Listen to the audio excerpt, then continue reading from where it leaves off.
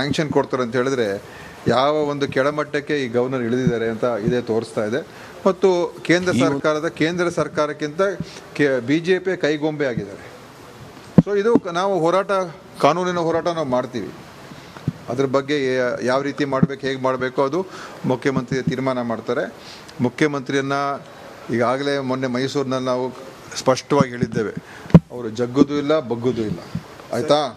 ಇಂಥ ಒಂದು ಷಡ್ಯಂತ್ರಗಳು, ಈ ಕೀಳಮಟ್ಟದ ನೀಚ ರಾಜಕಾರಣ ಭಾರತೀಯ ಜನತಾ ಪಾರ್ಟಿ ಇಡೀ ದೇಶದಲ್ಲೇ ಮಾಡ್ತಾ ಇದೆ.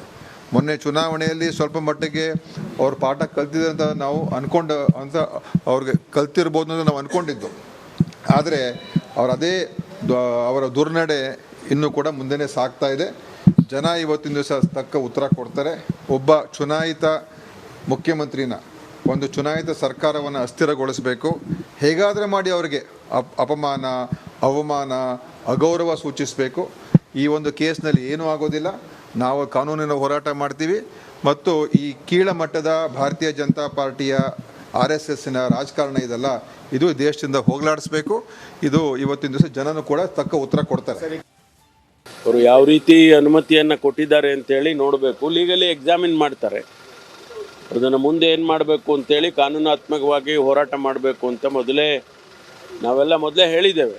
ಒಂದು ವೇಳೆ ಅನುಮತಿ ಕೊಟ್ಟಿದ್ದೇ ಆದರೆ ಅದರ ವಿರುದ್ಧವಾಗಿ ಕಾನೂನು ಹೋರಾಟ ಮಾಡ್ತೇವೆ ಅಂತ ಹೇಳಿ ನಾವೆಲ್ಲ ಮೊದಲೇ ಹೇಳಿದ್ದೇವೆ.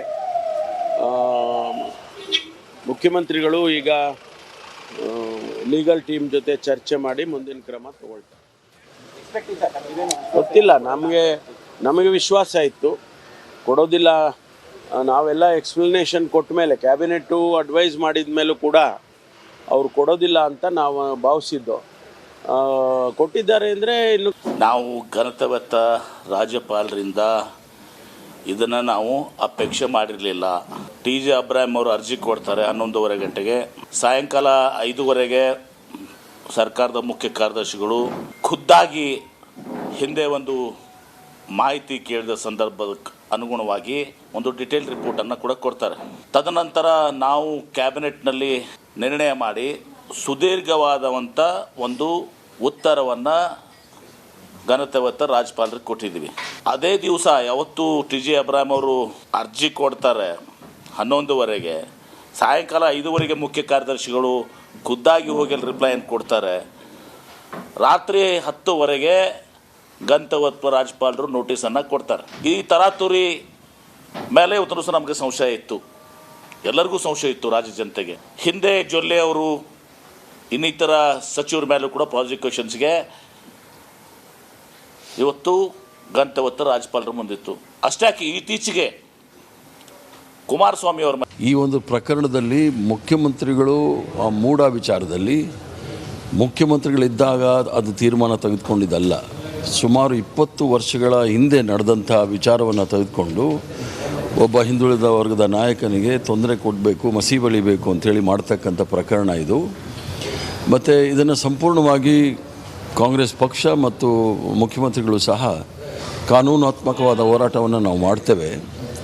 ಈಗಾಗಲೇ ಜಾರ್ಖಂಡಲ್ಲಿರ್ತಕ್ಕಂಥ ಮುಖ್ಯಮಂತ್ರಿಗಳ ಮೇಲೆ ಇದೇ ರೀತಿಯ ಭ್ರಷ್ಟಾಚಾರದ ಆರೋಪ ಮಾಡಿ ಅಲ್ಲಿನ ಹೈಕೋರ್ಟ್ ಭಾಳ ಸ್ಪಷ್ಟವಾಗಿ ಹೇಳಿತ್ತು, ಯಾವುದೇ ಆಪಾದನೆ ಇಲ್ಲ, ಯಾವುದೇ ಭ್ರಷ್ಟಾಚಾರದ ಆಪಾದನೆ ಇಲ್ಲ, ವಿನಾಕಾರಣ ಅವ್ರನ್ನ ಜೈಲಲ್ಲಿ ಇಟ್ಟಿದ್ದಾರೆ ಅಂತ ಹೇಳ್ತಕ್ಕಂಥದ್ದು ನೋಡಿದಾಗ ಇದು ಸಂಪೂರ್ಣವಾಗಿ ರಾಜಕೀಯ ಪ್ರೇರಿತವಾಗಿರ್ತಕ್ಕಂಥದ್ದು. ಕೇಂದ್ರ ಸರ್ಕಾರದವರು ಸೇಡಿನ ಕ್ರಮವನ್ನು ತೆಗೆದುಕೊಳ್ತಾ ಇದ್ದಾರೆ ಮುಖ್ಯಮಂತ್ರಿಗಳ ಮೇಲೆ. ಇದನ್ನು ಕಾನೂನಾತ್ಮಕವಾಗಿ ಮತ್ತು BJPಯೇತರ ರಾಜ್ಯಗಳಲ್ಲಿ ಈ ರೀತಿ ದುರುಪಯೋಗಗಳನ್ನು ಪಡಿಸ್ಕೊಳ್ತಾ ಇದ್ದಾರೆ.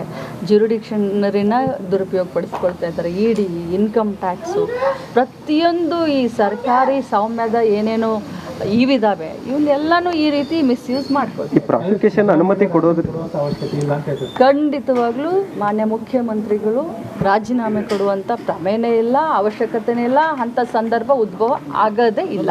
ಅನುಮತಿ ಕೊಡೋದ್ರಿಂದ ಅಧ್ಯಕ್ಷ ಶಾಸಕ ಆಗಿರುವಂತ ವಿಜೇಂದ್ರ ಈಗ ಮುಖ್ಯಮಂತ್ರಿ ಸಿದ್ದರಾಮಯ್ಯ ಅವರ ರಾಜೀನಾಮೆಗೆ ಆಗ್ರಹಿಸಿದ್ದಾರೆ.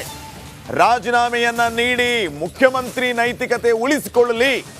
ಎಕ್ಸ್ನಲ್ಲಿ ಪೋಸ್ಟ್ ಮಾಡಿ ವಿಜೇಂದ್ರ ಈ ರೀತಿ ರಾಜೀನಾಮೆಗೆ ಆಗ್ರಹಿಸಿರೋದು. ರಾಜ್ಯಪಾಲರು ತಮ್ಮ ಸಂವಿಧಾನಿಕ ಅಧಿಕಾರವನ್ನ ಚಲಾಯಿಸಿದ್ದಾರೆ.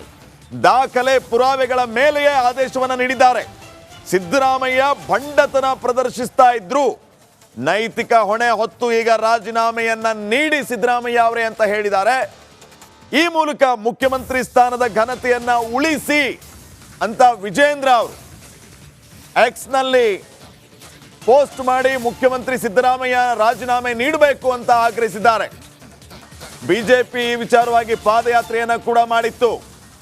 ಮೈಸೂರುವರೆಗೆ ಪಾದಯಾತ್ರೆ ಮಾಡಿ ಸಿದ್ದರಾಮಯ್ಯ ವಿರುದ್ಧ ಗುಡುಗಿದ್ರು.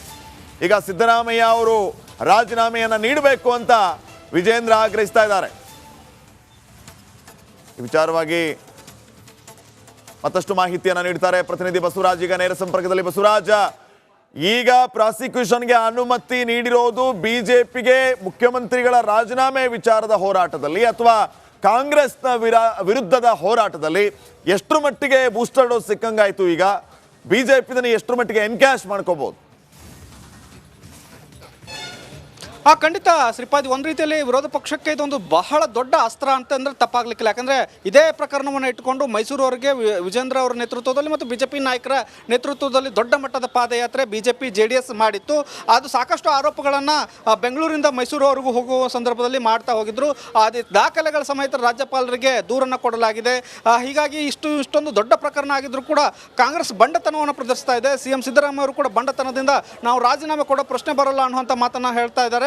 ಇದು ದೊಡ್ಡ ರೀತಿಯಾದಂಥ ದುರ್ದವ್ಯ. ಮತ್ತು ಈಗ ರಾಜ್ಯಪಾಲರು ಪ್ರಾಸಿಕ್ಯೂಷನ್ ಕೊಟ್ಟಿರೋದ್ರಿಂದ CM ಸಿದ್ದರಾಮಯ್ಯ ಅವರ ವಿರುದ್ಧ ನೈತಿಕತೆಯ ಪ್ರಶ್ನೆ ಬರುತ್ತೆ. ಒಬ್ಬರು ಈಗ ತನಿಖಾ ಹಂತದಲ್ಲಿ ಒಂದು ಆದೇಶ ಆದಾಗ ದೊಡ್ಡ ಹುದ್ದೆಯಲ್ಲಿ ಅಂದರೆ CM ಸ್ಥಾನದಲ್ಲಿ ಉಳಿತಕ್ಕಂತಹ ನೈತಿಕತೆ ಬರೋದಿಲ್ಲ. ಇನ್ನು ಮುಂದೆ ಆದರೂ ಈಗ ಪ್ರಾಸಿಕ್ಯೂಷನ್ಗೆ ಕೊಟ್ಟ ಬಳಿಕ ಆದರೂ CM ಸಿದ್ದರಾಮಯ್ಯ ಅವರು CM ಸ್ಥಾನಕ್ಕೆ ಒಂದು ನೈತಿಕತೆಯ ಪ್ರಶ್ನೆಯನ್ನು ಹೊತ್ತು ಮತ್ತು ಜವಾಬ್ದಾರಿಯನ್ನು ಹೊತ್ಕೊಂಡು ರಾಜೀನಾಮೆ ಕೊಡಬೇಕು ಅನ್ನುವಂಥ ವಾಗ್ದಾಳಿಯನ್ನು ಟ್ವೀಟ್ ಮೂಲಕ ಒಂದು ವಿಜೇಂದ್ರ ಅವರು ಆಗ್ರಹ ಮಾಡ್ತಾ ಇದ್ದಾರೆ. ಅದರ ಜೊತೆಗೆ ಸಾಕಷ್ಟು ಬಿಜೆಪಿ ನಾಯಕರು ಕೂಡ ಒಂದಷ್ಟು ಆಕ್ರೋಶವನ್ನು ವ್ಯಕ್ತಪಡಿಸ್ತಾ ಇದ್ದಾರೆ. CM ಆಗಿ ಸಿದ್ದರಾಮಯ್ಯ ಅವರು ಮುಂದುವರಿಬಾರ್ದು ಅನ್ನುವಂಥ ಒಂದು ಆಕ್ರೋಶವನ್ನು ವ್ಯಕ್ತಪಡಿಸ್ತಾ ಇದ್ದಾರೆ. ಇನ್ನು ಮುಂದೆ ಈ ಒಂದಷ್ಟು ಬಿಜೆಪಿಗೆ ಮತ್ತಷ್ಟು ಅಸ್ತ್ರಗಳು ಸಿಗ್ತಾ ಹೋಗ್ತವೆ. ಯಾಕಂದರೆ ಒಂದು ರೀತಿಯಲ್ಲಿ ಕಾಂಗ್ರೆಸ್ ಸರ್ಕಾರ ಮತ್ತು ಕಾಂಗ್ರೆಸ್ ಪಕ್ಷ ಕೂಡ ಸಿದ್ದರಾಮಯ್ಯ ಅವರ ಬಣ್ಣಿಗೆ ನಿಂತಿದ್ದೇ ಆದಲ್ಲಿ ಎರಡೂ ಪಕ್ಷಗಳ ಮಧ್ಯೆ ಜಟಾಪಟಿ ಅಂತೂ ಖಂಡಿತವಾಗೂ ಆರಂಭ ಆಗುತ್ತೆ. ಈಗ ಬಿಜೆಪಿಗೆ ಏನು ತಾನು ಪಾದಯಾತ್ರೆ ಮಾಡಿತ್ತು ಅದಕ್ಕೆ ರಾಜ್ಯಪಾಲರು ಪ್ರಾಸಿಕ್ಯೂಷನ್ಗೆ ಕೊಟ್ಟಂಥದ್ದು ಒಂದು ರೀತಿಯಲ್ಲಿ ದೊಡ್ಡ ಬಲ ಕೊಟ್ಟ ಹಾಗಾಗಿದೆ. ಮತ್ತು ಸರ್ಕಾರದ ವಿರುದ್ಧ ಒಂದಷ್ಟು ಅಸ್ತ್ರಗಳನ್ನು ಹುಡುಕ್ತಾ ಇದ್ದಂಥ ಬಿಜೆಪಿಗೆ ಇದೆಲ್ಲ ನಡೆಗಳೇನಿದೆವಲ್ಲ ಇದೆಲ್ಲ ಒಂದು ರೀತಿಯಲ್ಲಿ ಬೂಸ್ಟರ್ ಡೋಸ್ ಕೊಟ್ಟಂತಾಗಿದೆ. ಮತ್ತು ಪಕ್ಷ ಚೈತನ್ಯಕ್ಕೆ ಮತ್ತು ರಾಜ್ಯ ಸರ್ಕಾರದ ವಿರುದ್ಧದ ಇನ್ನಷ್ಟು ಹೋರಾಟಕ್ಕೆ ಒಂದು ರೀತಿಯಲ್ಲಿ ಆತ್ಮಸ್ಥೈರ್ಯವನ್ನು ತುಂಬತಕ್ಕಂಥ ಕೆಲಸಗಳು ಆಗ್ತವೆ. Shripad, okay, thank you Basavaraj. ಹೊರಟಿದ್ದಾರೆ ಮಾನ್ಯ ಮುಖ್ಯಮಂತ್ರಿ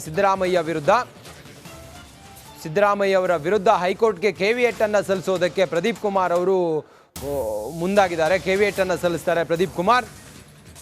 ಸಿದ್ದರಾಮಯ್ಯನವರಿಗೆ ಪ್ರಾಸಿಕ್ಯೂಷನ್ ತನಿಖೆಯ ಉರುಳು ಎದುರಾಗಿದೆ ರಾಜ್ಯಪಾಲರ ಅನುಮತಿಯ ನಂತರ. ರಿಪಬ್ಲಿಕ್ ಕನ್ನಡ ಫಸ್ಟ್ ಬ್ರೇಕ್ ಮಾಡಿತ್ತು ಇದನ್ನು. ಪ್ರಾಸಿಕ್ಯೂಷನ್ಗೆ ಅನುಮತಿ ಕೊಡ್ತಾರೆ ಅನ್ನೋದನ್ನು ಈಗ ಫಸ್ಟ್ ನಮ್ಮಲ್ಲೇ ಪ್ರಾಸಿಕ್ಯೂಷನ್ಗೆ ಅನುಮತಿಯನ್ನು ಕೊಟ್ಟಾದ ನಂತರ ಈಗ ಮುಖ್ಯಮಂತ್ರಿಗಳ ವಿರುದ್ಧ ಕೇವಿಯಟ್ ಸಲ್ಲಿಸೋದಕ್ಕೆ ಹೈಕೋರ್ಟ್ಗೆ ಕೇವಿಯಟ್ ಅನ್ನು ಸಲ್ಲಿಸೋದಕ್ಕೆ ಪ್ರದೀಪ್ ಕುಮಾರ್ ಅವರು ಹೊರಟಿದ್ದಾರೆ.